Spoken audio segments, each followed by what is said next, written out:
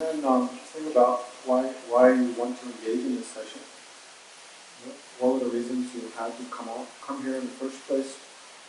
And then also, what are your short-term goals, long-term goals for yourself, and goals you have related to other sentient beings, the well-being of other sentient beings. So bring those goals to mind. So generate the intention that, at least whatever we do here together, may it all become a cause for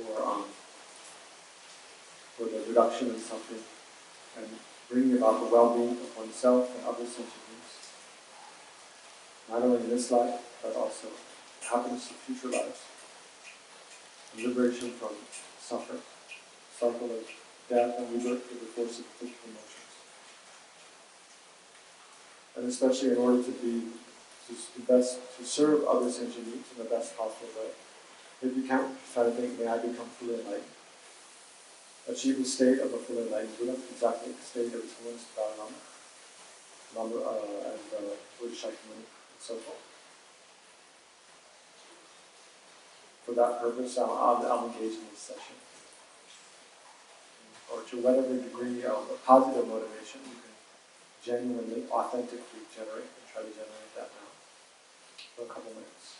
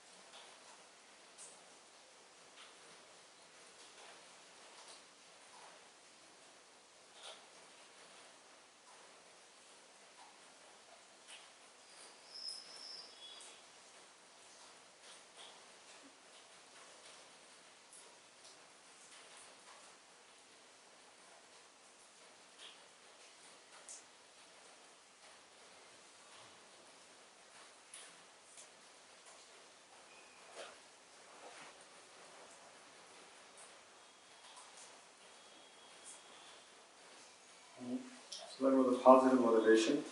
And before I say anything about His Holiness, I'd like to invite you all just to, look at your own personal experience and think about, when you think about His Holiness the Dalai Lama, then what does it mean to you?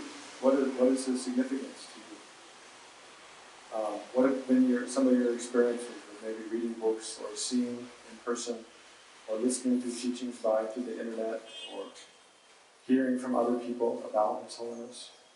And you all must have some reason for coming here tonight to celebrate His Holiness' birthday and discuss His qualities together. But let's all take a few minutes together just to look in our own minds, at our own lives, our own experience, and see what is it that His Holiness means to us.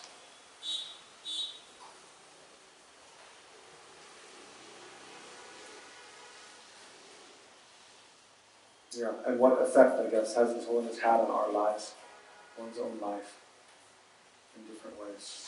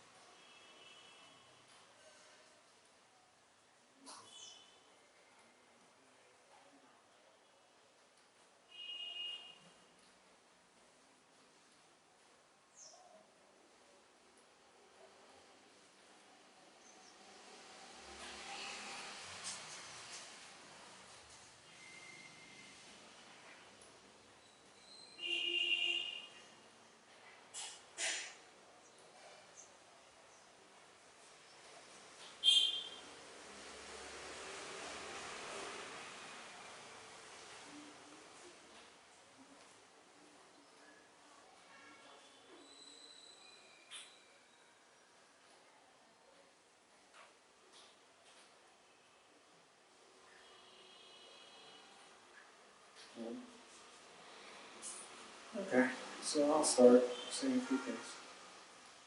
Then I hope some of you will share some of your experiences there.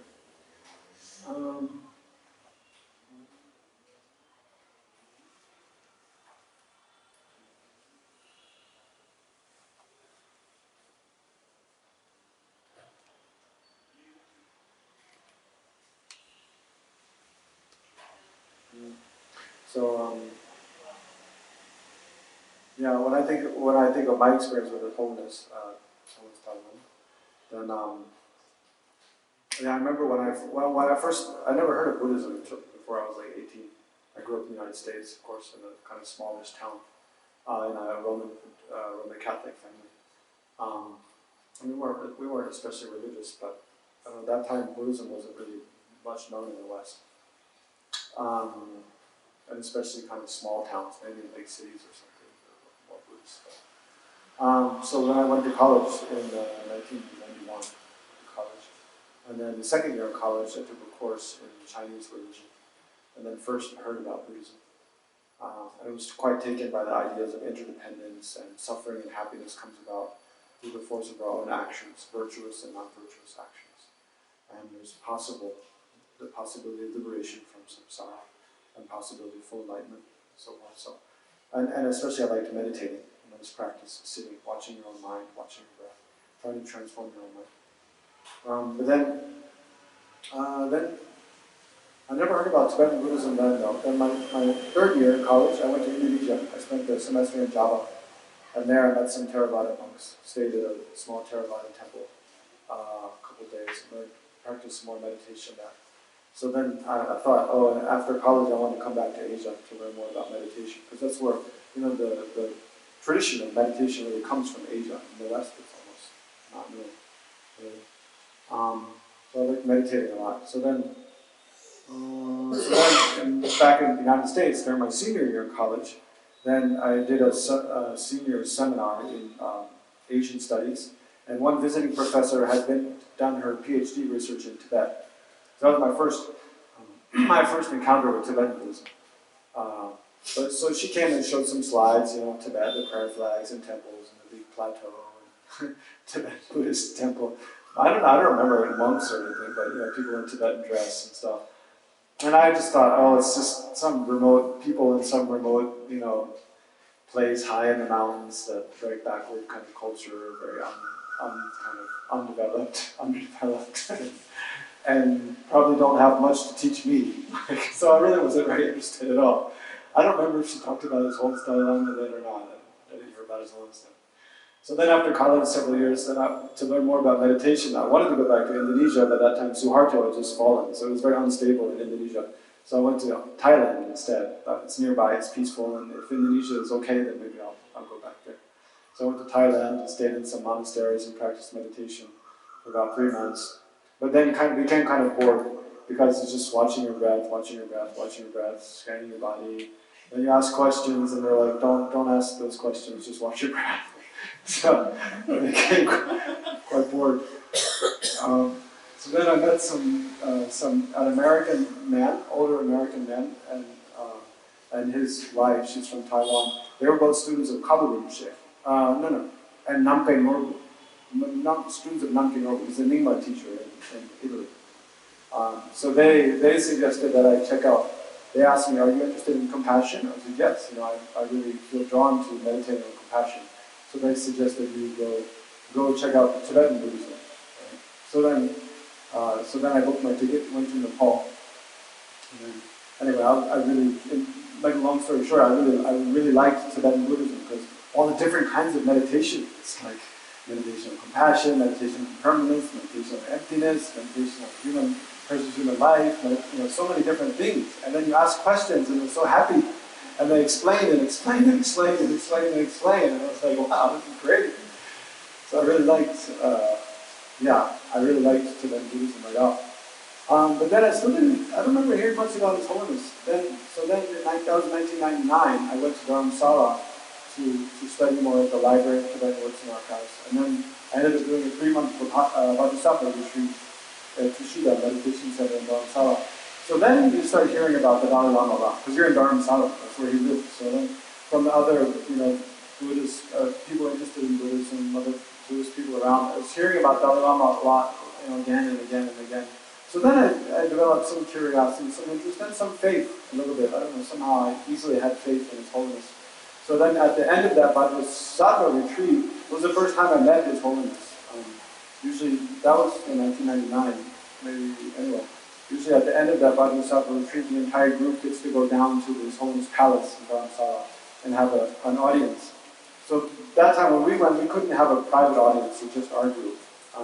But His Holiness was having a kind of 3-day conference with a group of kind of academics and social activists from the West, mostly the United States, and some from India also, and scientists. The whole group was very kind of, 5-star group of all VIP academics and scientists and authors and social activists. So then we got, and His Holiness was giving them like a short talk, and we got to sit in the back, and then there was a receiving line, and we each got to shake his hand, so we got to be in the receiving line. So that's the first time I touched His Holiness, I got to shake his hand. So I remember when I shook his hand, I kind of, I expected to look up into his eyes and like get enlightened or something. Be completely blissful. So I shook his hand and kind of looked up, and then I felt his hand like pushing me off to the side. Like, okay, next. Because there's a lot of people to shake his hand, so he can't like hold everyone's hand. So I remember his hand was very strong. We had a very strong handshake, and he's kind of pushing me to the side immediately. So yeah. But that audience is captured in a movie. Because I only realized many years later, only just a couple of years ago, I realized that group, they were documenting the whole conference. So there's this movie called Renaissance. It might even be like on YouTube or something. So there's some shots, I'm in it, like in the background a couple times. This group is there.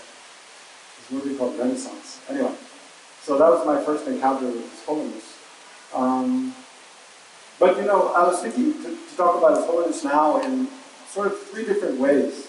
There's kind of 3 different ways to look at the Guru in general, but maybe it applies well to His Holiness. Like, in one aspect, we can look at the Guru as just like an ordinary being, like us, who is kind of playing the role. For us, they're like Shakyamuni Buddha.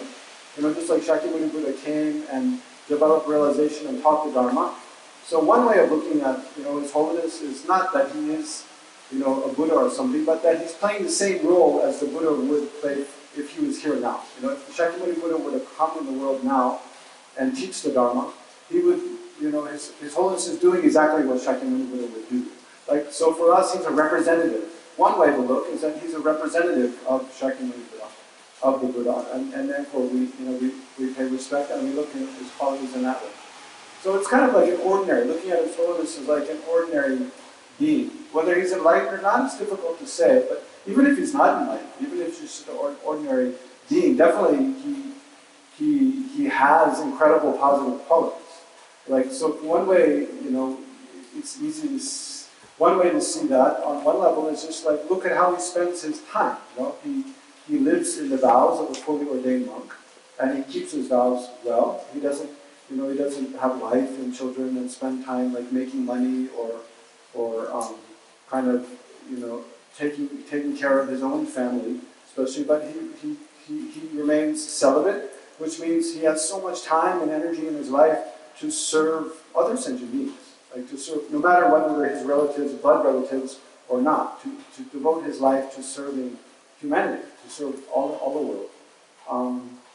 And also, he's setting the example that the Buddha himself set of remaining celibate, keeping the vows of an ordained monk or nun, and practicing, making the basis of his practice in his life abandoning harming other sentient beings by not killing, not stealing, not lying, not engaging in sexual misconduct, not using intoxicants, not getting caught up in hoarding wealth, by making a lot of profit.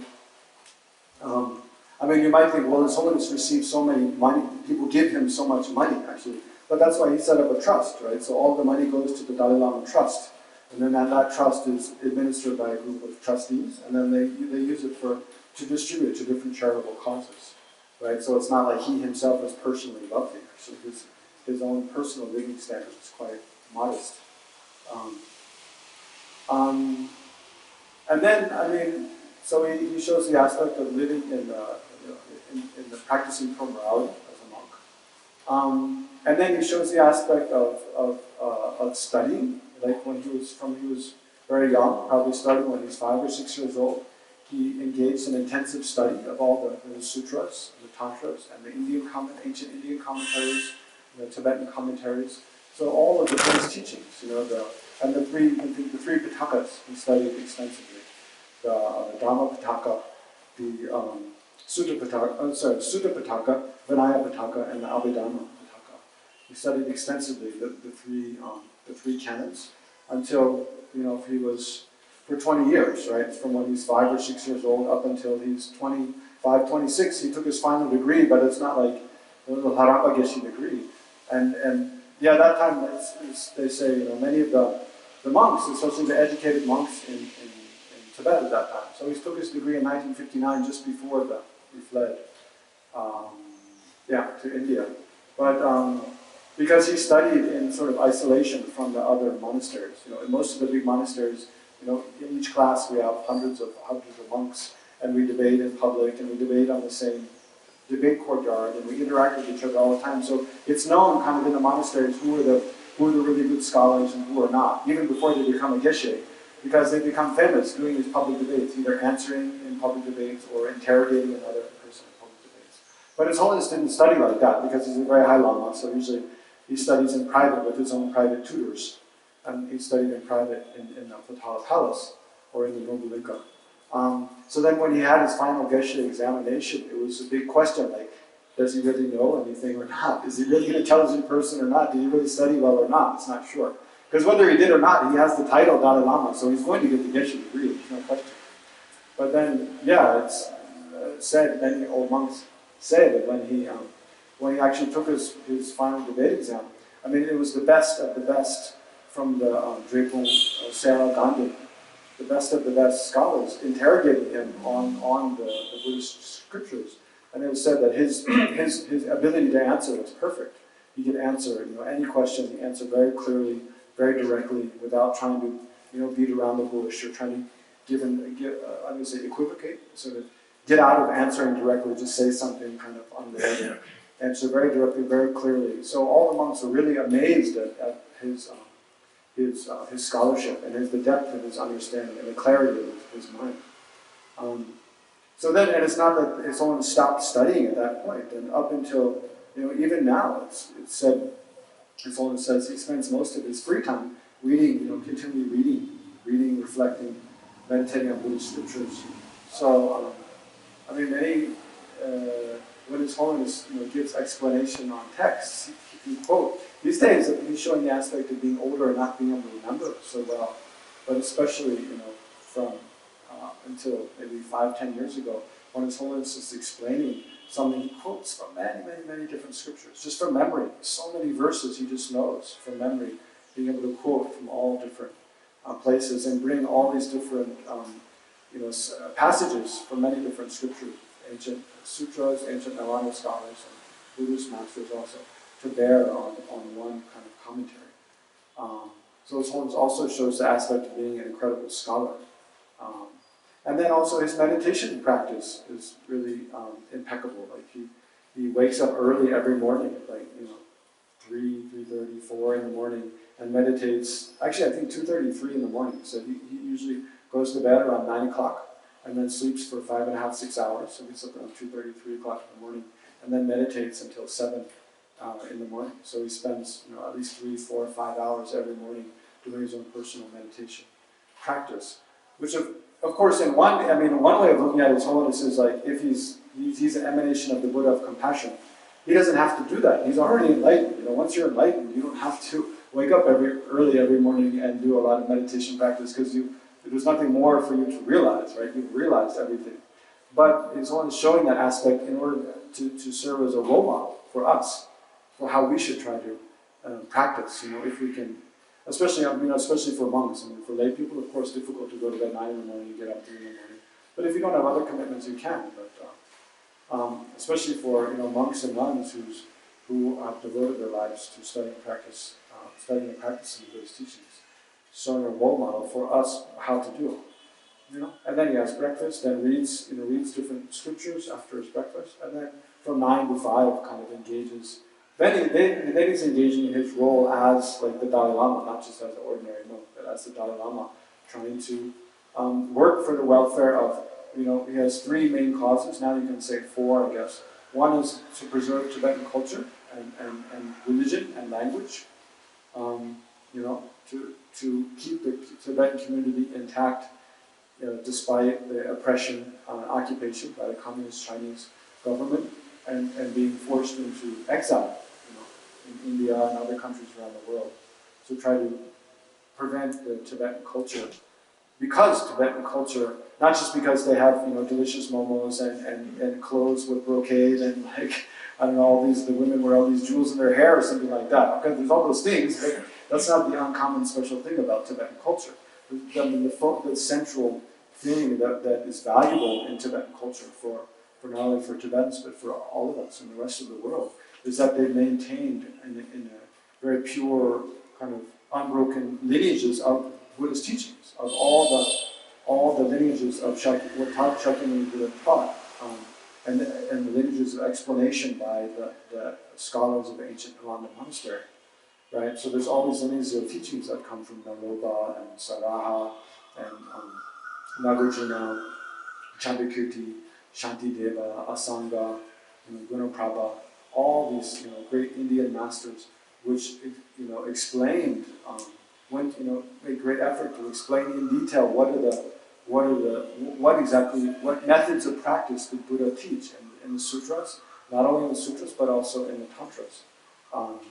So all of those, not all, but most of those teaching lineages made their way to Tibet, as I was explaining before. And then, even after Buddhism more or less died out in India, they were preserved in Tibetan culture, right? So that's not just the effort of 1 or 2 people, it's the effort because the Tibetan kings decided that they want to make the official state religion Buddhism, and then they dedicate a lot of resources to that.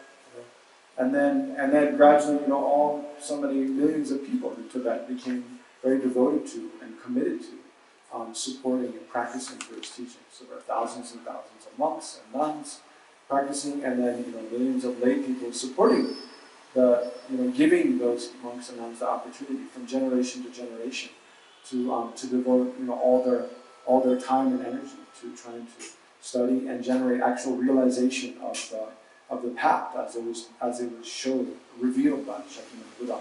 So because for that reason, then in the history of Tibet, there have been many hundreds and hundreds, thousands of very highly realized beings, right? So so just in his very ordinary activities, His Holiness, that's one of his main kind of endeavors is to preserve this rich Tibetan culture by, in exile in India, setting up extensive education system for young Tibetans to learn, especially giving emphasis to reestablishing the great Tibetan monastic universities, the centers of study of Buddhist teachings, like Sera here in Bylakuppe, and then Ganden and Drepung in Mongol, Hubli, and then also encouraging, of course, Kagyu, Nyingma, Shakya centers of learning, like in Dehradun, in Kathmandu, also Namdaling. There's a great Nyingma center of learning here in Bylakuppe, Namdaling, and then in Bir, near Dharamsala. So His Holiness, giving full support to reestablishing these centers of education in Buddhist philosophy, Buddhist practice. So that's one of his works. Then the other work is interreligious dialogue, because His Holiness seeing how so much conflict in the world arises because of miscommunication, misunderstanding, and conflict between different religions, but actually as religious practitioners, we're all the same and wanting happiness, not wanting suffering. As human beings, we're all the same. As sentient beings, we're all the same. But pointing out how all the religions are the same in promoting morality, basically not killing, not stealing, not lying, and so forth, basic human morality. Why? In order to reduce suffering of an individual and suffering in society. And then also promoting, generosity and loving kindness, concern for others, not being totally selfish, self-centered, but all the religions promote being concerned about others, reducing the ego, increasing concern for the well-being of other sentient beings. So on that basis, then, of course, there's differences in explanation of where we come from, where we're going, how to achieve nirvana, how to achieve moksha, and whether God exists or not, doesn't exist, whether inherently self, a soul exists or doesn't exist. There's all kind of philosophical differences, but the basic practice is the same. On the basis of that, there's a rich ground for working together and having mutual respect, right? His Holiness always encouraging us to have whether we practice a religion or don't practice a religion, or whatever within religion, whatever religion we practice, to have mutual respect for other sentient beings in general, and especially to have respect for all the other religious traditions in the world, because they all do promote basic human values and human well-being, human welfare. Right?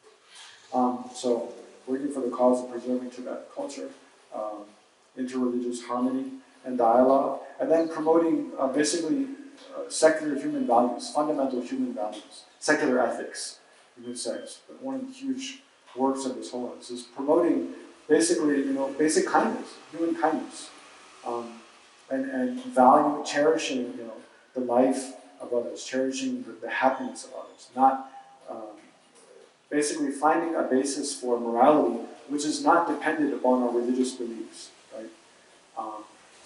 And is not dependent upon religion at all. Just looking at basically what we are as human beings, the basic nature, our human nature as human beings, and even as animals as well, is that none of us want suffering. We don't want problems. We don't want painful experiences. We don't want unpleasant experiences. We want to be free from being harmed by others, harmed by the environment, harmed by disease, harmed by our own confusion and destructive thoughts and emotions, right?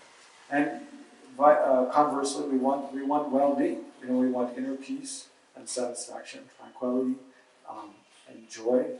We want to have positive relations with others, with our family and our friends and our society. We want to have healthy bodies, we want whatever higher, more subtle, stable kind of well-being there is. We all want that, Of course, depending on, if you look at animals, their desire for well-being is not as sophisticated, not as complex as that of humans. But they have the same basic yearning for physical and mental well-being and freedom from suffering. So just looking at that nature that we all share in common is a very clear and stable basis for the way we treat others. If others are the same as me and not wanting suffering and wanting happiness, then that means I should use my life, in my life, in the way I behave in my life, I should not harm others, and rather I should do things to help others, because that's the way I want to be treated. Basically, it's the golden rule. Right? Treat others as you would have them treat you, described in the Gospels, in the Bible. So that's His Holiness' third work, right? Working to preserve Tibetan culture, working to promote interreligious harmony, and working to promote common human values, secular ethics. And then more recently, there's you can also add sort of another, what His Holiness' more personal interest is dialogue with science. Engaging in dialogue with modern science, neuroscience, psychologists, some physicists as well, and other fields of science, social science. That'll come back to, and we'll see a little bit more. And then a more recent one is sort of giving back the heritage of ancient Naranja tradition, which has been preserved in Tibetan culture for 1,000 years, giving that back to the Indian people, especially. Giving it to the world as a whole, but especially giving it back to the people of India, the land of its origin. In Tibetan, there's a term for India, it's the land of the Aryas. Arya means a person who's directly realized entity, has achieved a very high level of spiritual realization. No, not Aryas, Arhats, the land of Arhats. Sorry. But Arhats is someone who's achieved moksha. They've achieved liberation from samsara. So in Tibetan, there's a term for India. It's the land of the Arhats, because in the Shakyamuni Buddha's time, and for 100 years after Buddha passed into Mahaparinirvana, then all of the Arhats who existed in the world all came from India. Indians who had practiced the path and generated this very high level of realization. You know, the ultimate aim the hero path is to be free from nirvana. I mean, free from samsara, to achieve the state of an irreversible nirvana, irreversible peace. Right? So yeah, this is one of his more recent major works in life is to return this teaching tradition, give it back into the hands of the Indians with the hope that they preserve it in the future. Because it's very uncertain. I mean, we look at the world today, it's very uncertain like what's going to happen in the future. You just look at global warming, it's not even showing that the planet will be inhabitable like 300 years from now. And then you look at the advance of modern technology and what it does to our attention span and where our attention goes. It's not even sure anybody's going to have the patience to sit down and meditate for 10 minutes, in the future without looking at a screen or something. Or, even when we, now we think about, sometimes we read, like recently I was translating the biography. If you look at the back wall for a minute, you see those images on the back wall, those paintings, all with the monk in the orange robes with the yellow hat. There's all these paintings on the back wall. So those are a bunch of paintings that depict the life of Lama Tsongkhapa, who's this one Tibetan master. So even, look at the life of Tsongkhapa, or look at the life of Nagarjuna, or read the biographies of any of the other. I mean, I was translating a biography of him recently. I'll read a retreat later on his life. But look at for example, look at the life of Lama Tsongkhapa. There's all these miraculous things that happen, right? And then read the biography of like Nagarjuna. There's all these miraculous things that happen in his life. Read about the life of Shakyamuni Buddha, or about the life of Shantideva. All these like flowers flying through the air, and rainbows appearing in the clear sky, and all these kind of clairvoyance, and all these kind of miraculous things. So even now, we find it very difficult to believe that those are real.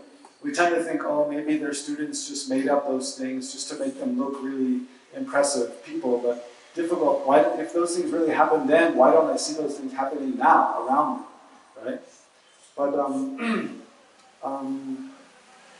then you think, look at I was in France for teaching, monk teaching with Lama Zopa Geshe recently, and on the way back on the flight from Toulouse to London, I was doing my prayers. It was in the morning, so I was doing my prayers in my prayer book in Tibetan, reading Tibetan script, and this older English gentleman was sitting next to me on the plane. In the plane, I was doing my prayers. He was looking at my book, and after I finished, he asked me, like, what alphabet is that? I was like, oh, it's Tibetan, and then he was on Tibetan Buddhist monk, and we were talking. And then he was talking about, he had met His Holiness Dalai Lama sometime in the past, some years ago, I forget where, but he was in very close proximity, within a few yards of His Holiness. And he was saying the experience he had was just incredible, like peace and joy, and very uncommon feeling just came over him in that moment. And he was like, yeah, this guy's not Buddhist at all, not meditative, just businessman, basically. But he was saying how just being, with in close proximity to His Holiness for a few minutes really impressed upon him that this is really a special person, a really powerful person. It has a powerful effect, beneficial effect, a very powerful positive effect on the mind, on his mind, was his experience. So then I was trying to explain to him a little bit, like, yes, that's because His Holiness is practicing, generating a good heart, generating a kind heart from lifetime to lifetime. But he wasn't interested to hear about it at all. So then the woman next to him started talking, then they started talking about the weather for the rest of the flight. They're talking about the weather and what kind of food you can eat in Europe. And I was kind of like, okay, I don't know what to do, You think you could share something really maybe meaningful and special that someone had the experience, but then, yeah, sometimes people just they don't have the karmas and don't have the disposition to hear, to know about how actually we can all become like that. I mean, that's the real. Just even looking at His Holiness as just in an ordinary way, you see that he's a very pure monk. He's a great scholar. He works really for the welfare of the whole world, not just Tibetan people, but for interreligious harmony, secular ethics, because that's something that can benefit everybody in the world, whether they're religious or not. And then he works to, especially in India, to revive the Nirvana tradition, and especially, so now back to this about the dialogue with science. Why that's so important I mean, this is where something His Holiness is really special compared to other Buddhist teachers even. I mean, there's many, many Buddhist teachers in the world. Why does His Holiness have such a special status? Even just in the Tibetan community, there's many really highly realized, there's many people who, their scholarship equal to His Holiness, in external experiences. Maybe their level of realization, maybe equal, not sure. I mean, we can't tell. I mean, I'm like an ant trying to judge these human beings walking around, who's a scholar, who's not, how can I tell? But His Holiness, you see, is very uncommon among Tibetan teachers in promoting this. He sees that the world is changing. People have a modern education. The dominant view of the world is dictated by science, the view of science, with good reason, because through scientific method we've made so many advances, found cures to so much medicine, developed clothing, more healthy food, increased the amount of food we can produce in the world. Therefore, we can support so many poor people, raised millions of people out of poverty, provided really good shelter, created printing press so that we can give millions and millions of people access to education that wouldn't have had before. Education used to be the privilege of the aristocracy, the privilege of the wealthy only, right? Because other people couldn't afford access to education, to teachers and materials. We have the public health, public education system, public health care, public transportation. So, I mean, and all of this in the basis of the Industrial Revolution and scientific progress, and the Enlightenment, and this kind of objectively looking at human questions, human problems with a rational mind, kind of not paying attention to all the so many religious dogmas from the past, but looking at things very clear-headed way and seeing what are the causes of this, and what are the causes of these different problems, and how can we manipulate the physical world, right? Science is primarily looking at the physical world. How can we manipulate things in the physical world to improve the lives of human beings, right? So ultimately the aims of science is to improve the life of human beings. It's the same as the aims of religion, but the methodology is completely different, right? It's radically skeptical, not believing any of the things that, the kind of tales that are handed out from generation to generation, which largely constitute a lot of religion. Right? So on one hand, it can look like science and religion are opposed. Religion promoting belief in so many things which we can't prove by measuring or by experimentation. It's like so many things are the object of faith. You just have to believe it, and if you believe it, it's going to benefit your life. Where science doesn't accept that at all, right?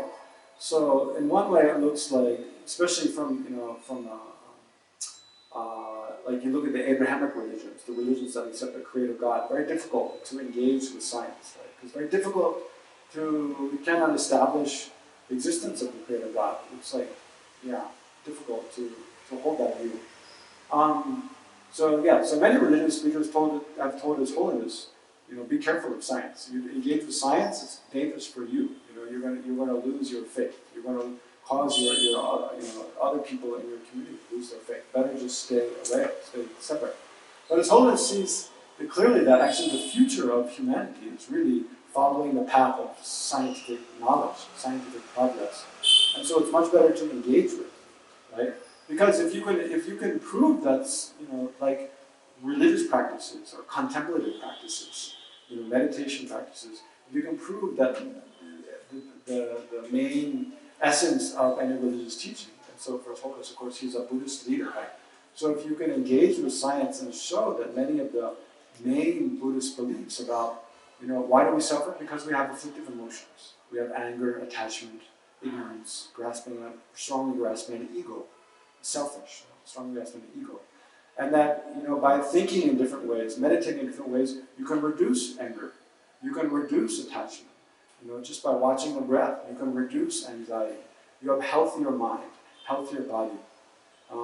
Then if you can prove that through scientific methods, then all of a sudden that knowledge isn't only the knowledge of and the benefit that it can be gained through those practices, which come from an ancient religious tradition.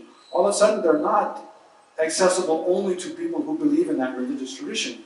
They're accessible to anybody who has faith in scientific method, which is most people in the world, and going forward it's more and more people.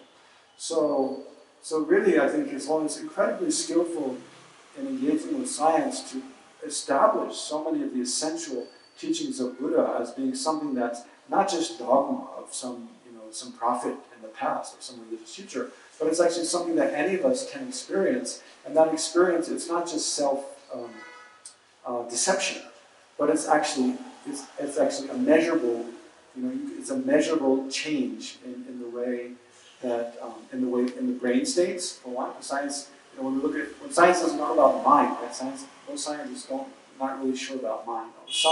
Some clearly accept the mind. Actually, it's interesting that most of the physicists, it's the largest person. I mean, among the scientists that accept the mind, it's probably within physicists there's the highest percentage that accept consciousness because of has to do with quantum mechanics.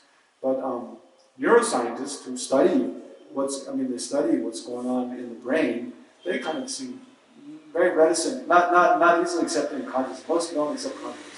The mind is what the brain does. It's just a function of the brain. There's nothing separate. But for them, just looking at but put that aside. That whole conversation just put aside. Look at what happens. Does it benefit? What happens in the brain when a person just consciously directs their attention towards a single object and holds it there? They can see that all these other pathways associated with a discursive thought, rumination and discursive thought, which has a strong correlate with unhappiness, they quiet down. And mental focus, which has a strong correlate with satisfaction and well-being, it becomes strengthened, becomes more stable. And then, not to mention, meditation on loving kindness. Even people do an 8-week course on loving kindness, their baseline positive affect is increased, is stronger. And their resilience to emotional conflict with others is better, stronger. The recovery time from emotional conflict is quicker. Their feelings of concern for others and feelings of affection, thereby feelings of closeness with others, is greater, which also, of course, helps your physical health. So it's very incredible. I think incredibly skillful that His Holiness, and I was saying that it's incredibly skillful of His Holiness to engage with science in this way. And it's really uncommon of him as a Buddhist leader to do that, because what other Buddhist leaders do you see doing that? Almost none.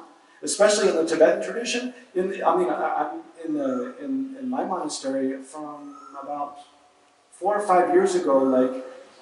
Actually, I'm in the 16th year of the study program. So in the 16th, 17th, 18th, 19th year of the study program now, all of the monks have to study science. We study. So this year my class began, right? My class started this year studying science.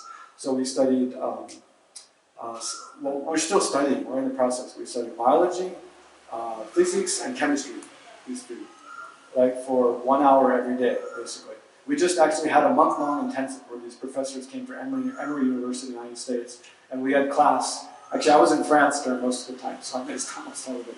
But we had class from 8 to 11 every morning and 2 to 4:30 every afternoon by science professors. So this is all due to His Holiness' work. If His Holiness had been promoting it, it never would have happened. You wouldn't believe how much resistance there is in the monasteries. Oftentimes people think, the Dalai Lama, he's the leader of all Tibetan Buddhists, so whatever he says, all the Tibetans just do, especially the monks. It's totally not like that at all. The big monasteries are very traditional. And they really have a hard time changing, because they think the way we've been doing it for hundreds of years has been excellent. It's produced so many practitioners. So we don't care how the world is changing now. We're going to keep doing it the same way. But there's a big risk that they gradually become irrelevant to the modern situation, and that young people don't come to join the monastery because they think, these people are so old-fashioned. They're not changing with the times, so just forget it. I'm not going to go join the institution. There's a big danger of that. So if young people don't join the monasteries, then gradually they die out. Right? So and also the people who graduate from them, if they really have no knowledge of modern education, modern science, modern ways of thinking about things, then when they explain the Dharma, there's a total disconnect between the way people think now and the way they're explaining it. There's no, totally misses. So His Holiness is really totally forward. He's really like a radical activist, kind of in the Buddhist milieu, and especially in the Tibetan Buddhist culture. He's incredibly forward-thinking and broad-minded, seeing if you look, in 5, 6, 7, 10 generations into the future, if we want Buddhism, and Buddhism as a religion is not so important, right? What's so important is benefiting sentient beings.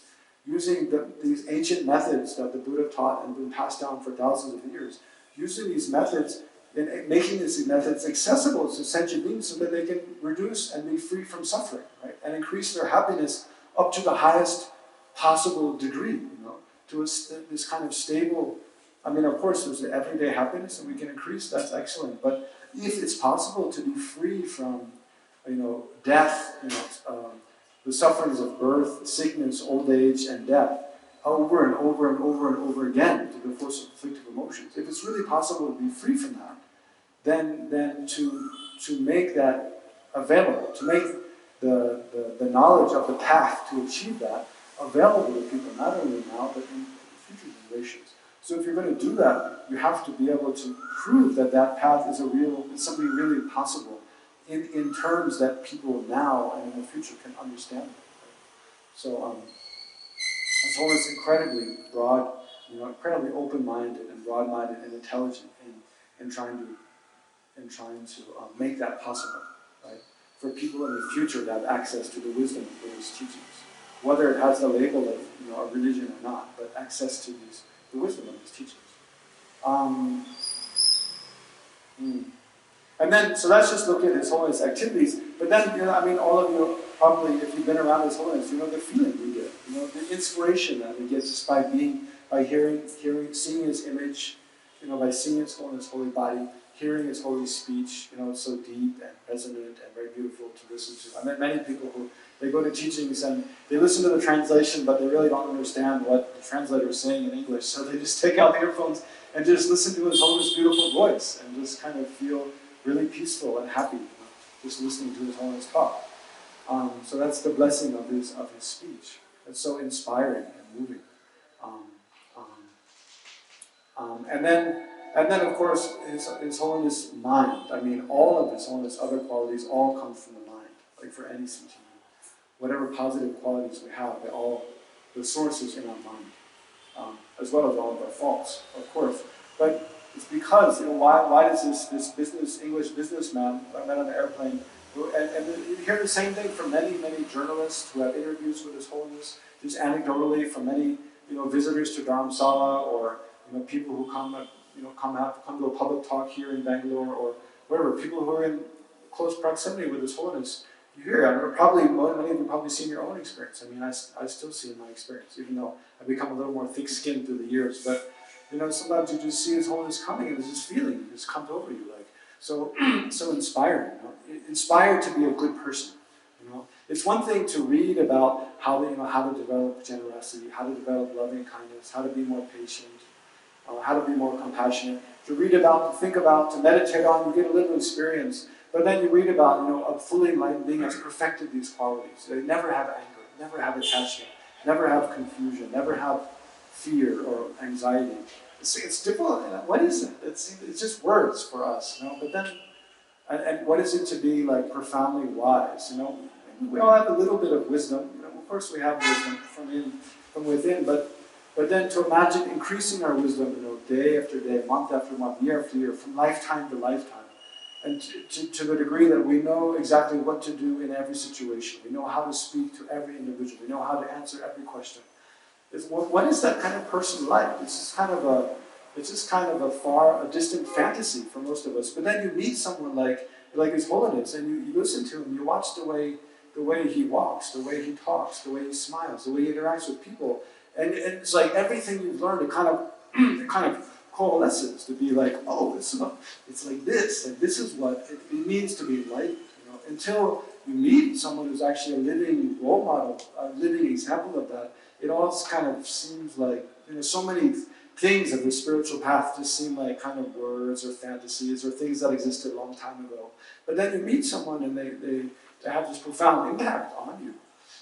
and you feel like, oh, this is what it means. This is what the Buddha is talking about, liberation and enlightenment. And how beneficial one person can be to, because imagine, Shakyamuni Buddha existed 2,600 years ago, but we're still have his name on our tongues now. We still think about it. We still look to him as a role model.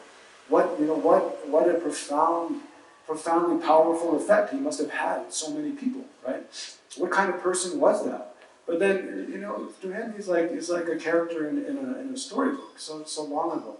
But then you meet someone like His Holiness, and he's someone in flesh and blood that we can see, we can hear, we can feel what it's like to be in the presence of that person. So, so that's something that's invaluable to have that kind of example, have that kind of role model. So that's just looking at His Holiness as more or less like an ordinary being, although clearly you have experiences that you think it's not an ordinary being. So then another way to look at His Holiness is as if he's a Buddha, but he's appearing as an ordinary being.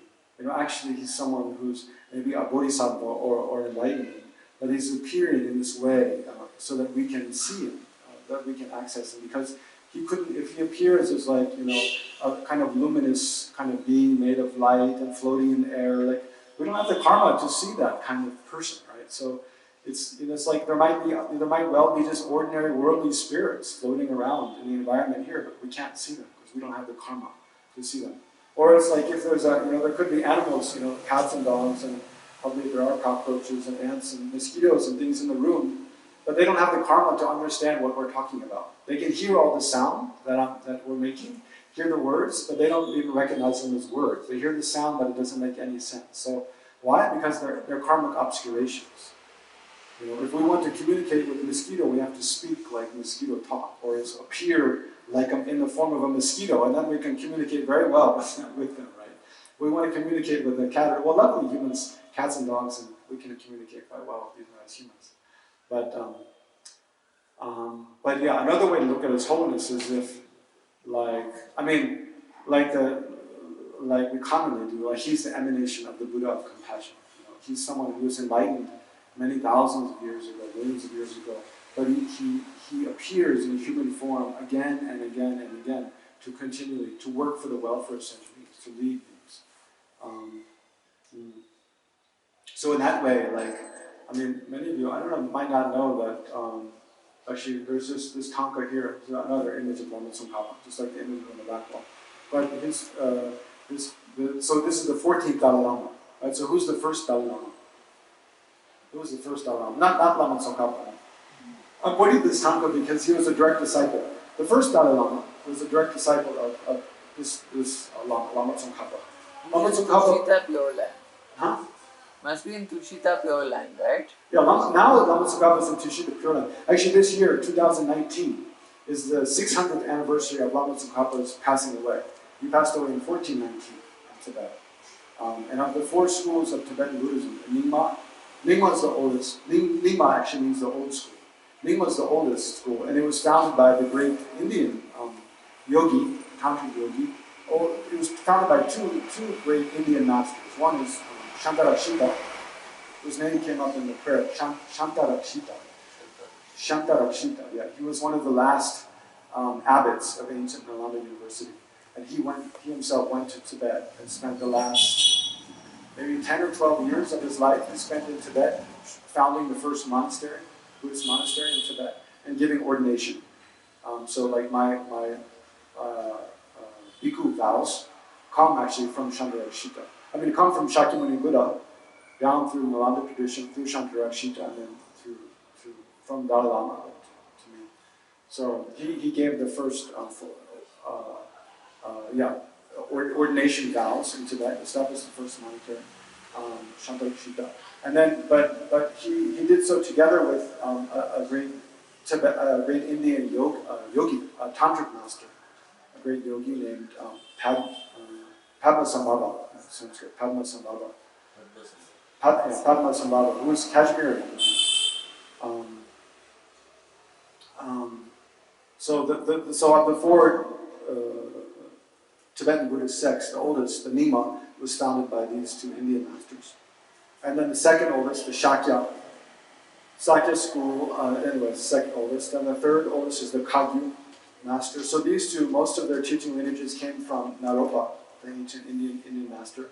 Naropa, who's also a great scholar, if not maybe an abbot of Nalanda, ancient Nalanda University.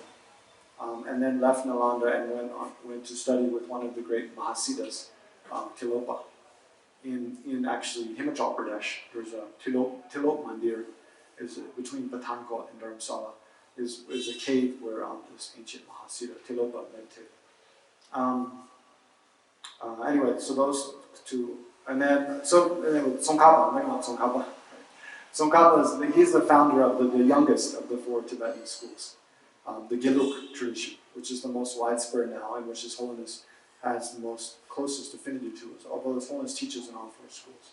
But His Holiness, so the founder of the Gelug, Lama Tsongkhapa, one of his direct disciples was named Gyalwa Genru Drup. Gyalwa Genru Drup. It's just Tibetan name, so there's no Sanskrit version. But I know. Anyway, he was a direct disciple, one of the main disciples of Lama Tsongkhapa, although not one of the most famous, kind of a kind of lesser known disciple, but a great scholar. And then I don't know. It's interesting. Like, why didn't Lama Tsongkhapa start a line of reincarnation? Or Lama Tsongkhapa's 2 main disciples are Khedrup Je and Gyaltsab Je. Gyaltsab Dharma Rinchen also didn't start a line of reincarnation. Khedrup Je actually did start a line of reincarnation. So that's the Panchen Lamas. Actually, are reincarnations of another of Lama Tsongkhapa's main disciples named Khedrup Gelek Pelzambo. Khedrup Gelek Pelzambo. He kept reincarnating and is known as a line of Panchen Lamas. And then another of Lama Tsongkhapa's main disciples, Gyalwa Genru Drup, it's thought that he continued reincarnating again and again, and he became the line of the Dalai Lamas. So you know what does Dalai Lama mean? Some of you must know. Dalai Lama. What does it mean? Ocean of wisdom. Ocean. Dalai means ocean. Right? Lama means guru. So it means the ocean like guru. So that name actually was given by Elton Khan, the grandson of Genghis Khan in Mongolia. So actually, it was because the 3rd Dalai Lama, he was invited to Mongolia by this emperor of Mongolia, Elton Khan, to teach Buddhism there. So he went to Mongolia and taught and sort of converted a lot of Mongolians to Buddhism. So then he was given the title Dalai Lama by Elton Khan, the emperor of Mongolia. So then Gyalwa Genru Drup posthumously became known as the 1st Dalai Lama. And then the one between, I don't remember his name, the 2nd Dalai Lama. And then the 3rd Dalai Lama, I think Tseyang? No, not Tseyang. I don't remember all their names. Something Gyatso. So now the current Dalai Lama, his name is Tenzin Gyatso. Gyatso means ocean. That's why all the Dalai Lamas have Gyatso in their name.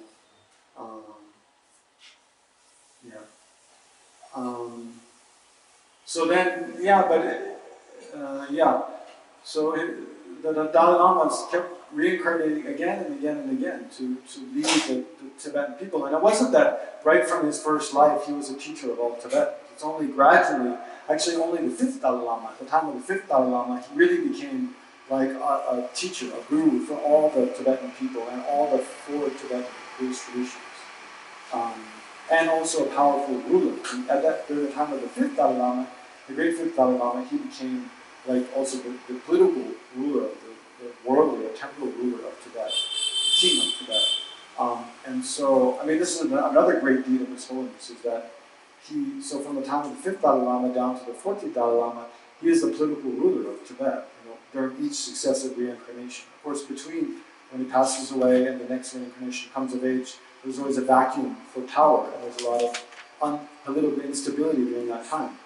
So actually, to eliminate that and to also change the whole Tibetan political system to be more in accord with modern times, then His Holiness renounced all of that political power. He gave back his role as the king of Tibet.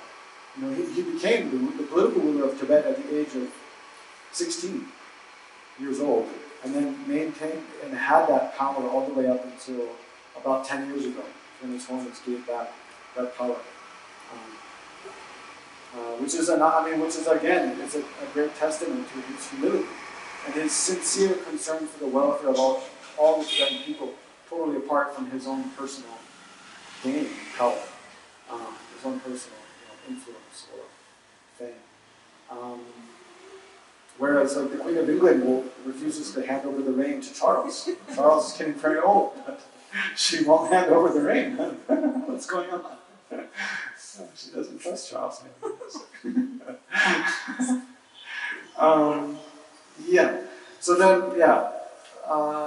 Okay. So then, just the last couple words. I was telling Dilshad before the session that I haven't planned what to say, so I really will keep it short. I don't have much to say, but always it just keeps coming out. There's more and more to say.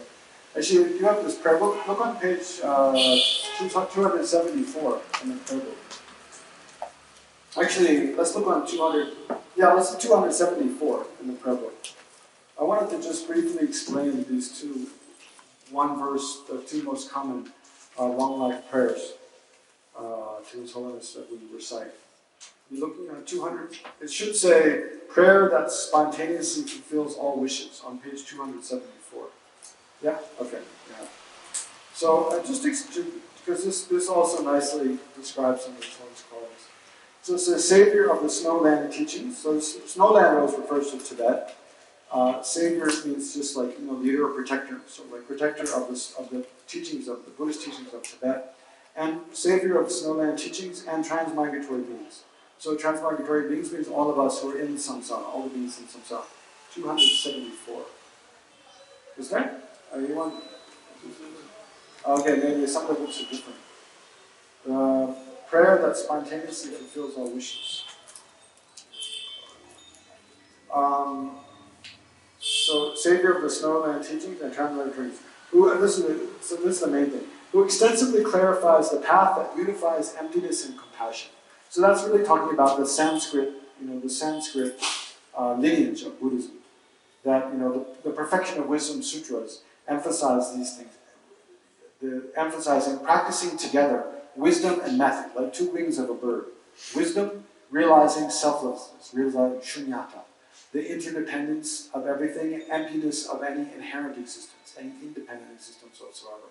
So the wisdom realizing the true, how things actually exist is totally different than our ordinary perception, right?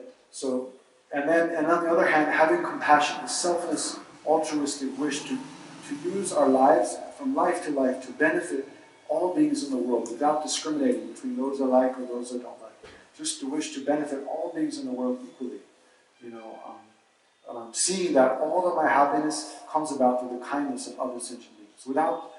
Without what other sentient beings contribute to my life, I would have nothing. I would have no life, no pleasure, no enjoyment, no enlightenment itself. Right? So every happiness we experience comes from all sentient beings, and therefore we should see other sentient beings with compassion and dedicate all of our time and energy and every ability we have to working for the welfare of others, and especially eliminating the suffering of other sentient beings.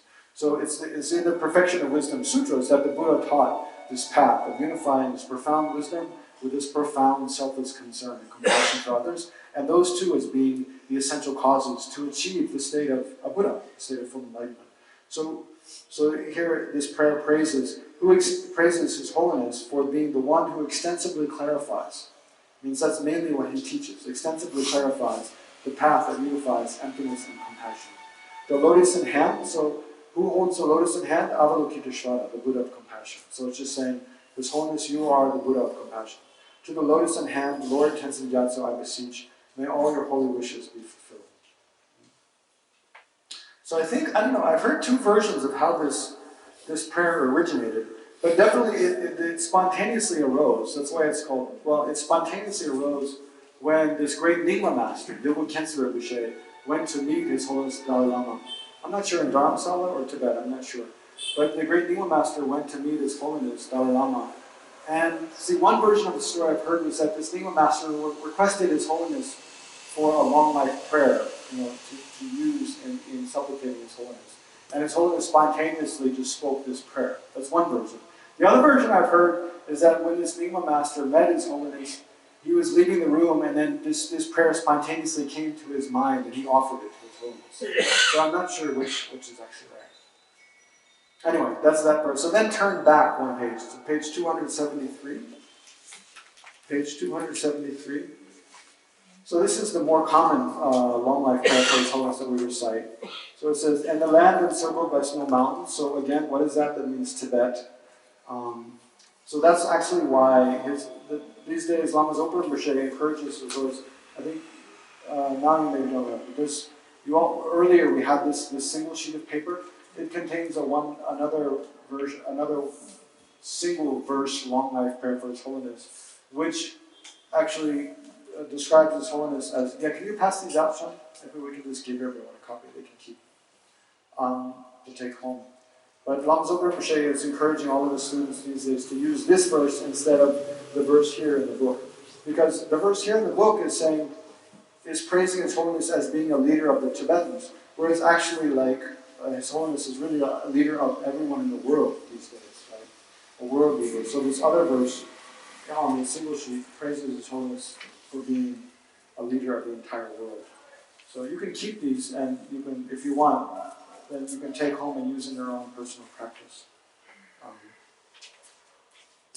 But here in the land encircled by snow mountains in Tibet, you're the source of all happiness and good. So see, it's saying His Holiness is the source of all happiness and goodness for people in Tibet. So this other prayer is emphasizing that His Holiness is not only the source of happiness and goodness for people in Tibet, but all over the world. But this line, I find it's very difficult. I mean, for me, for years I found how is His Holiness the source of all my happiness and goodness? Right? It's a big statement, right? You're the source of all happiness and goodness. All powerful Chenrezig. So then it means again saying you are the Buddha of compassion. Chenrezig is Avalokiteshvara, Buddha of compassion. Please remain, and then it remains. Please remain until samsara ends. But the second line. So I just wanted to discuss briefly.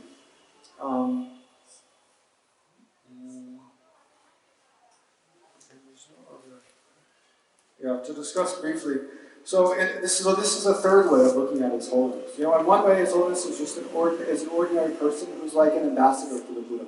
He's playing the role that the Buddha plays. And another way to look at His Holiness is actually the Buddha of compassion, but he is appearing in His ordinary form in order that we can communicate with Him. In another way, His Holiness actually is like the embodiment of, the wisdom. I guess you can say the wisdom and compassion of all the Buddhas that has existed since beginningless time. So, the second way of looking, His Holiness was an ordinary being in the past, like us, and then became enlightened. Of course, that's true, however you look. Because anyone who is enlightened, any enlightened being, at some previous time they were a sentient being, they were ordinary sentient being like us, and then they practiced the path, and then they became enlightened. There is no one who's just enlightened from the very beginning. But because time is without beginning, we look into the past. How can you posit a beginning to time? How can you posit a beginning? You can posit a beginning to to isolated things. Like there's a beginning of this tissue box, but the continuum of this tissue box has no beginning. Right? There's a difference. Like the tissue box only came into existence when people cut down trees, ground it up into pulp, flattened it into cardboard, and then folded some of that up into a box and painted it and put a bunch of tissues inside. At that point, it's a tissue box. Right? But then, if you look, well, where did the cardboard came from? The trees. Where did the trees come from? The previous generation of trees. And where did those trees come from? From solar dust somewhere that coagulated into a planet. And where did that dust come from? From the Big Bang. Where did the Big Bang come from? It can't arose from nothing. There had to be something to come before that. So if you look back in the chain of events that led to this box, the continuum of matter that is present in this box, you can't find a beginning to that. If you look back at the chain of events that goes to this box, you cannot find a beginning. So everything's like that.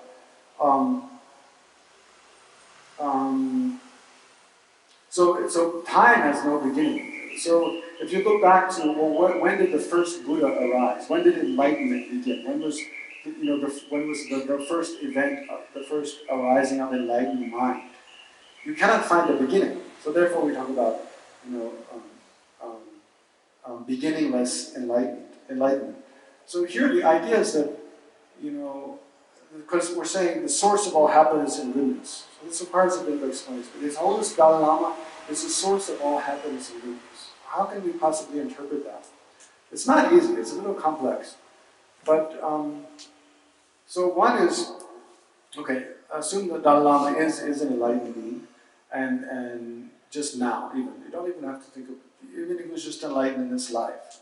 Then when a person becomes enlightened, what happens to them, right? Okay, the body still looks the same from the outside, but what happens to the mind?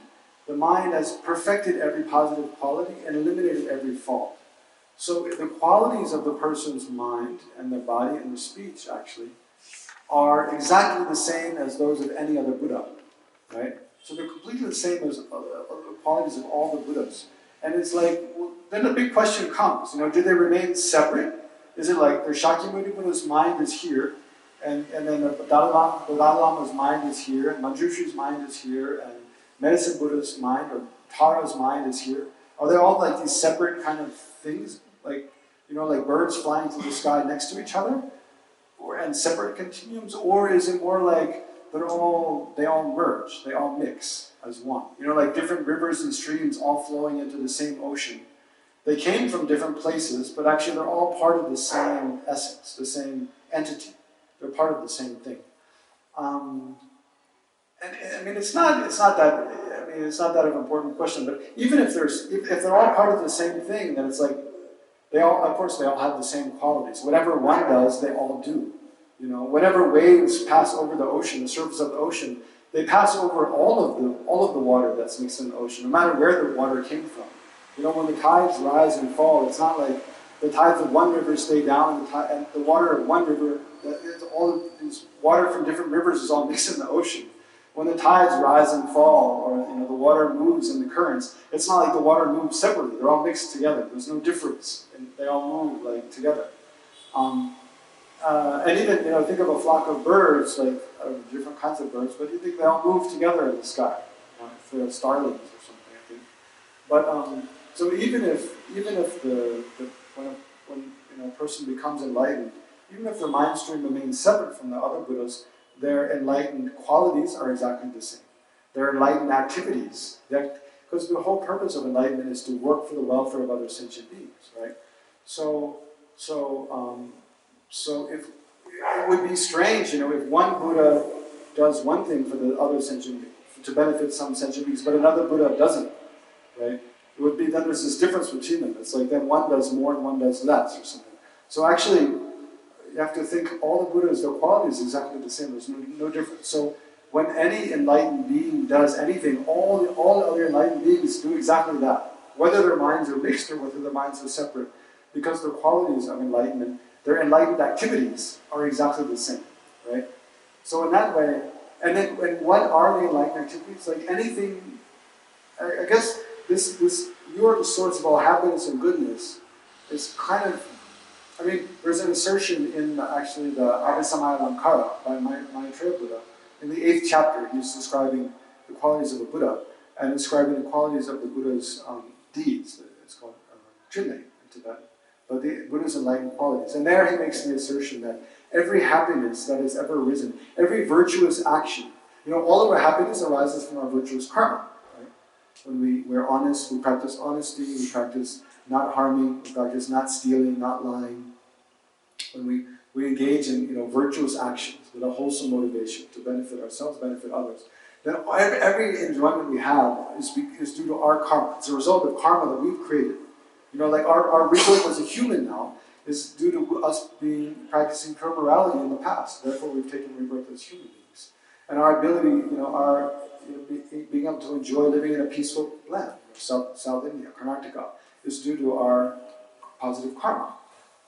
So every enjoyment we have is due to our positive karma. We create positive karma primarily because we have positive motivation. Right? Whether action that we engage in is positive or not primarily depends upon our intention, our motivation. Why am I doing that? Am I doing it for selfless reasons? Am I doing motivated by attachment and greed? Or am I motivated just by wish to benefit, just wish to be a good person, wish to benefit others? Right? So if we're motivated by these destructive emotions, greed, attachment, anger, hatred, then whatever action we do, whether it looks nice or not, it's a cause of negative karma. We only create negative karma. If we're motivated by wholesome intention to benefit others, to bring about lasting happiness for myself and others, then whatever we do, it becomes, becomes positive karma, basically, right? So then, any happiness we have is a result of our karma, our karmic actions that we create. Whether our actions are virtuous or non-virtuous depends upon our mind, our intention, our reason for doing those actions. So then, how is it that we have virtuous thoughts arise? Right? We have positive thoughts arise. Why? How is it? So this in the 8th chapter of Abhisamayalankara, Maitreya is saying positive thoughts. That's the influence of the Buddhas. The Buddhas. It's not that we don't have free will, that we can't decide things. But just like think about, when you've been in the presence of an inspiring person, like His Holiness Dalai Lama or another spiritual teacher, you feel inspired. You feel moved to be a good person. Like the wish to be a good person just naturally arises, being in the presence of that kind of individual. So that's the influence. That's the activity of a Buddha, right? Of an enlightened being. So what this is saying is that the Buddhas. It's not that the Buddhas control what we think. If they could, we would have no problems now. We'd be totally free from suffering, of course. It's not that, but they have influence. Just like we have, other people have influence on us, we have influence on other people. If we're in a really bad, nasty mood, and we are everyone around us feels uncomfortable, they're more likely to have negative thoughts in their mind. If we're in a really good mood, really lighthearted, really affectionate, kind-hearted, joyous mood, other people around us are more likely to be in the same mood, right? We affect each other that way. Our mind affects the minds of others. Other people's minds affects our mind. So the Buddha's mind is the extreme of positive, right? And where is the Buddha's mind? Where is your mind? Does it have a physical location? It's a very difficult question. Definitely, a Buddha's mind has no physical location. It's everywhere. So imagine this completely, mind free from all faults, perfecting every positive quality. And it has a subtle physical energy as well. It's in all places. So of course, continually, it's having a very subtle effect on us, inspiring us to have virtuous thoughts, thereby inspiring us to engage in virtuous actions, and thereby, every happiness and goodness we experience is directly or indirectly, it is something that has come about in part through the activity of Buddhas, through enlightened beings. So then, if His Holiness Dalai Lama, if he is an enlightened being, then he is one. He's like one river that's flowed into the ocean of enlightened mind, right? So it's like, in a way, and he's an emanation of the Guru. So it's like every being that's ever been enlightened is acting through the Dalai Lama. So it's not like the Dalai Lama looks like one individual person, but in one way of looking. So this is like the third way of looking. He's just an avatar, right? Just an emanation of all enlightened minds, all enlightened beings, appearing in this way. And all enlightened beings, since the beginning of this time, have been working for our welfare, have been inspiring us to engage in virtue. And thereby, every happiness we've ever enjoyed is in part a result of the activity of these enlightened beings, these incredibly positive, solely positive beings, solely wish to benefit us. So in that way, the Dalai Lama, he's no different from all those other enlightened beings. So in that way, he is cause of. Seeing him is not as this individual, but as an extension, as an avatar, or an emanation, or basically an emanation of all enlightened mind, which has no beginning. The ultimate Guru is our own mind. Right? But in another way, the ultimate Guru, because the ultimate Guru is our own mind, because our own mind has the potential to become exactly like all enlightened beings, right?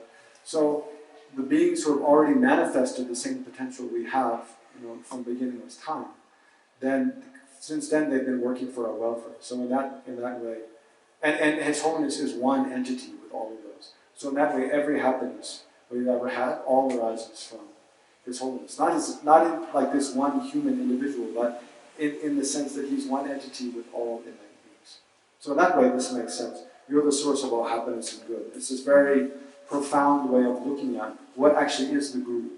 And if you see His Holiness as your Guru, then you look at like this. You don't look at like this old man who gets sick and can't travel do international flights anymore. Like you look at it as in like this incredibly kind power, this incredibly the perfection of all positive qualities emanating in this form to benefit me, right?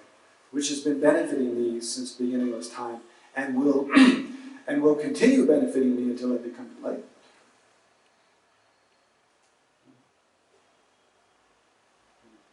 So yeah, so that's what that means. That's how His Holiness is the source of all happiness and goodness. Okay, so I promised I'd give you time to share your own thoughts and comments. So we run out of time now, actually. But if you have any questions or comments, then we have almost 5 minutes left. So if you'd like to, if you have any questions or comments, then we can use the remaining time.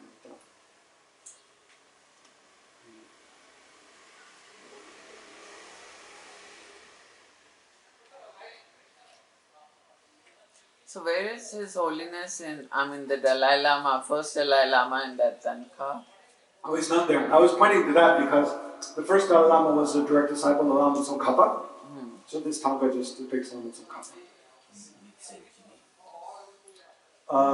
13th century.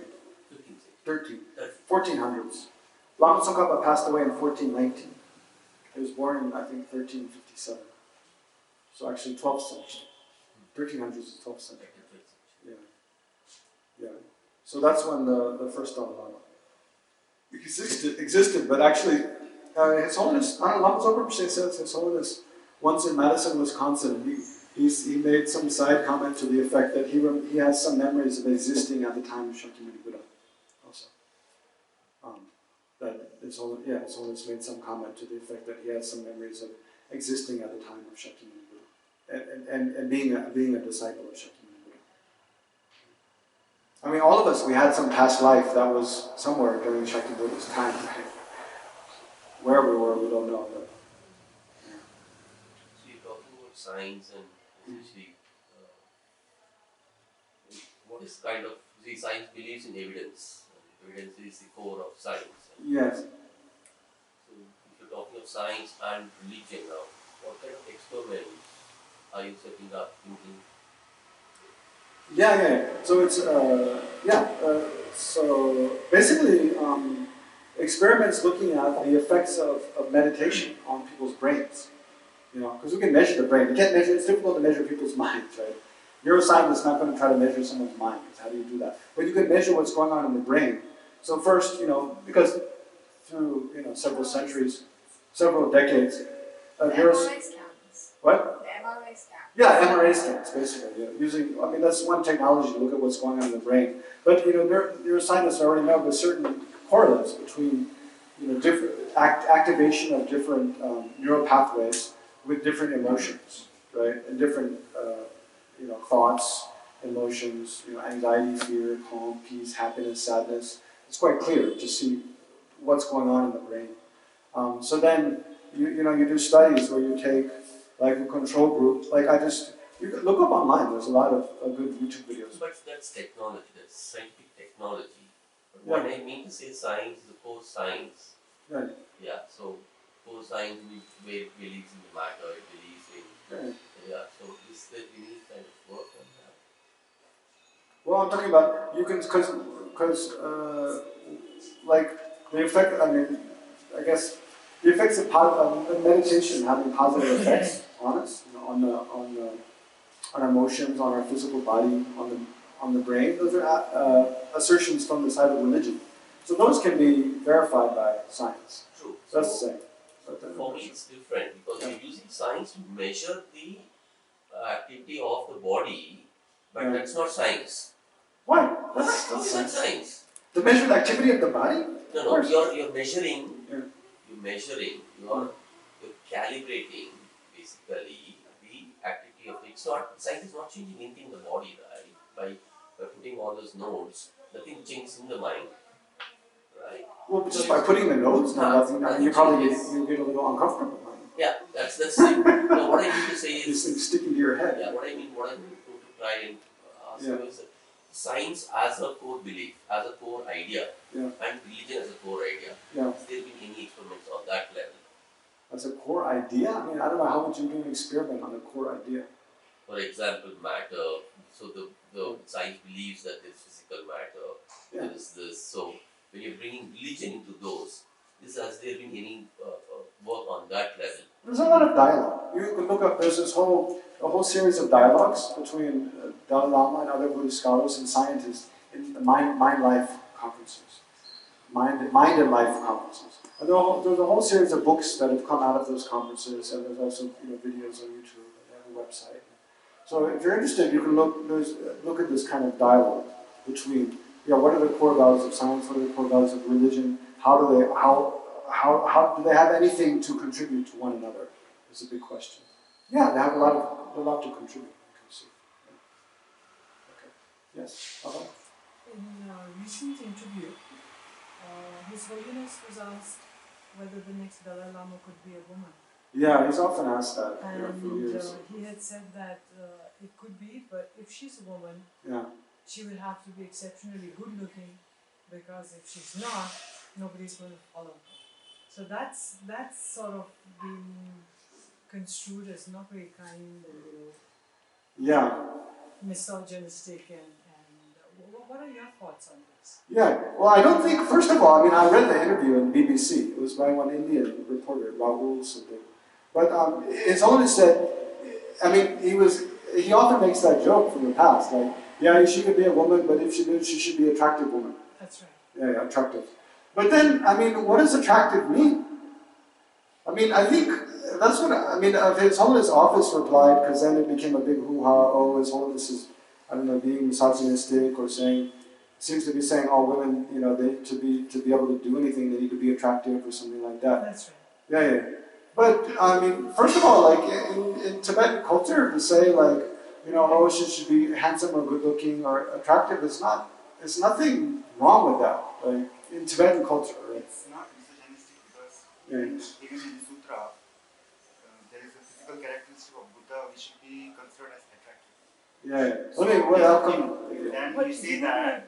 he wouldn't have said that if it's a man. Right? No, automatically it is- presumed that it is the like- Yeah, you would have. I mean, if you were a man to pray to be a handsome man in the future, like, why not?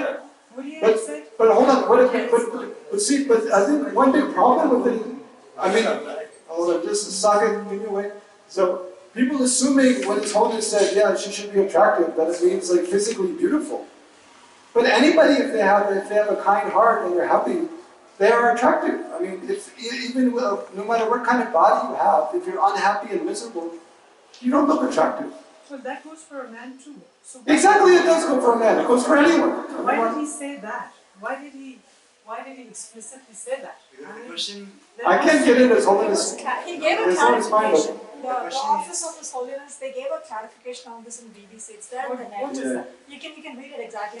If I quote it, I don't think I'll do justice to it.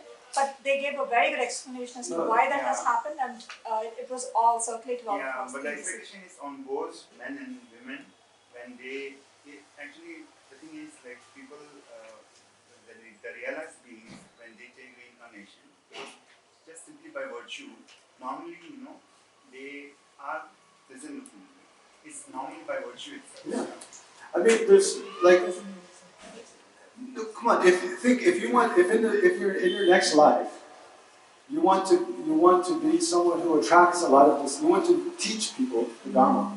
You want to be a leader of people. So you want to have a lot of influence in society.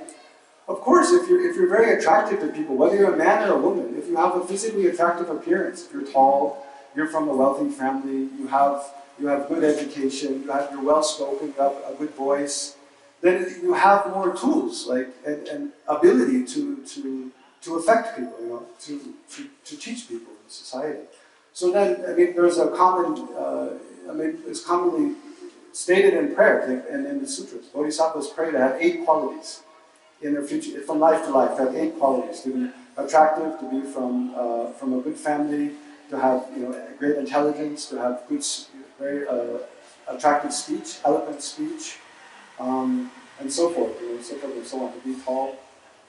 Just like Shakyamuni Buddha. I mean, why didn't Shakyamuni Buddha take rebirth in a different caste, like as a Shudra or something?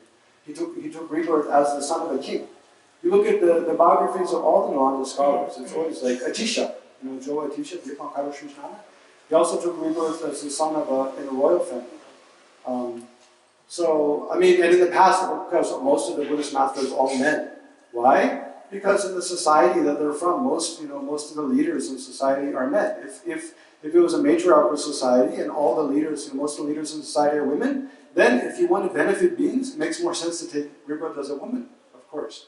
So the objective of a bodhisattva or enlightenment is to benefit sentient beings, and then they're thinking not only in this life, but from life to life to life. So if you think about for my next rebirth, what kind of qualities should I have? Physical qualities, mental qualities, family, place, all these things. Then you pray to take rebirth in whatever form is most beneficial for sentient beings. So ultimately, I mean, His Holiness made it just as a light aside comment. But what's actually in his mind, I can't say. But definitely, I can say that His Holiness' wish is to take rebirth in a way, whatever way is most beneficial for sentient beings. Right? So, I mean, honestly, whether a man or a woman, if we're more attractive, then it's easier to get attention and to hold people's attention and do. Like I was just reading recently about Jewel. There's this pop singer in America, Jewel, who I've heard of before, but I had never had any idea she was interested in meditation. But she's just published kind of autobiography and started this website to promote mindfulness meditation for young people, because I guess it's something that helped her a lot from when she was a teenager and going through her whole career. But she's like most female pop singers. They're really beautiful. I mean, most news anchors, if they're women, if they're not attractive, you never get the job as a news anchor. It's just a fact of life. I mean, people can grump about this, always making a comment, but you look at the actuality of who men news anchors the same. If they're have really unattractive face, then they're not going to get the job of a news anchor.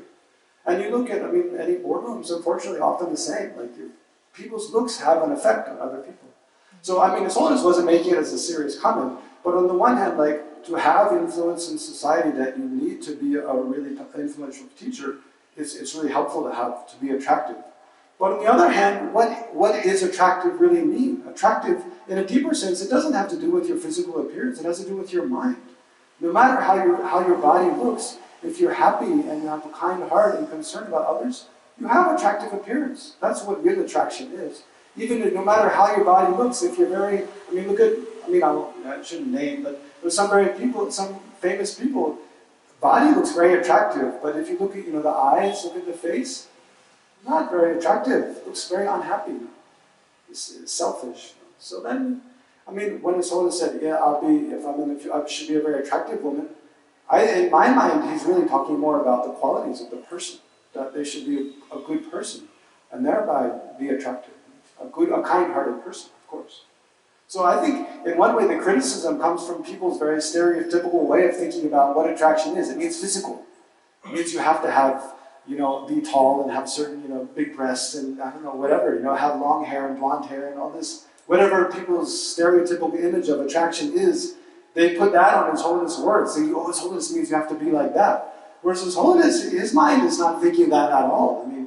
Come on, he's thinking about human qualities that make us attractive, I'm sure. So that's my interpretation.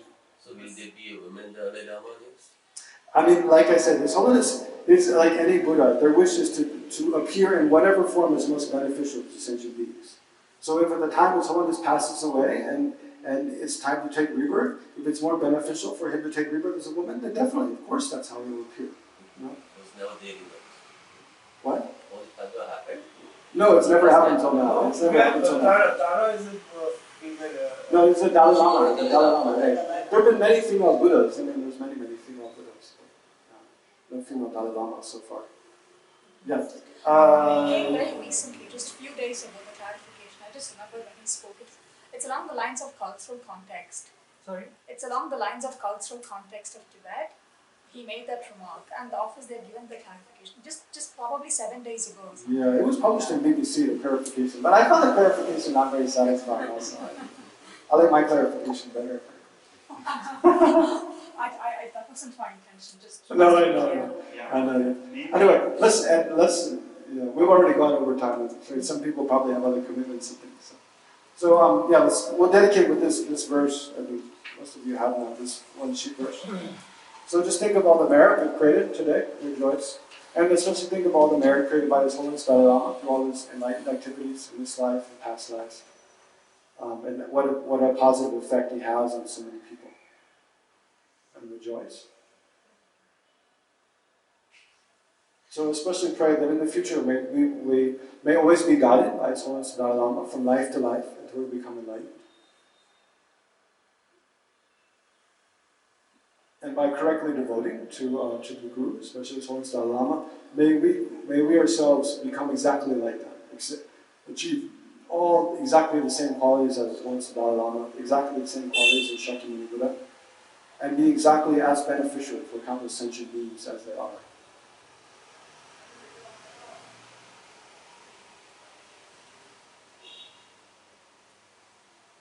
So in short, may all sentient beings be free from every form of suffering and every happiness up to full enlightenment.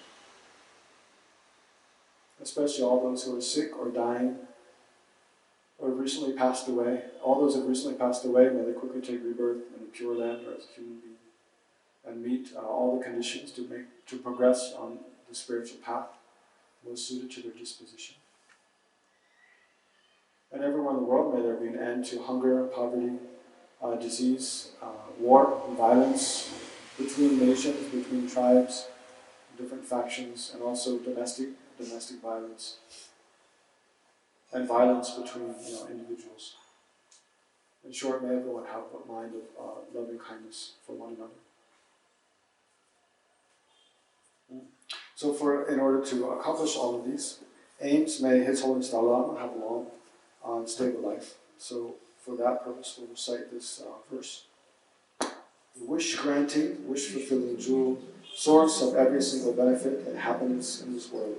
To the incomparably kind Tenzin Legtsok I beseech, may all your holy wishes be spontaneously fulfilled.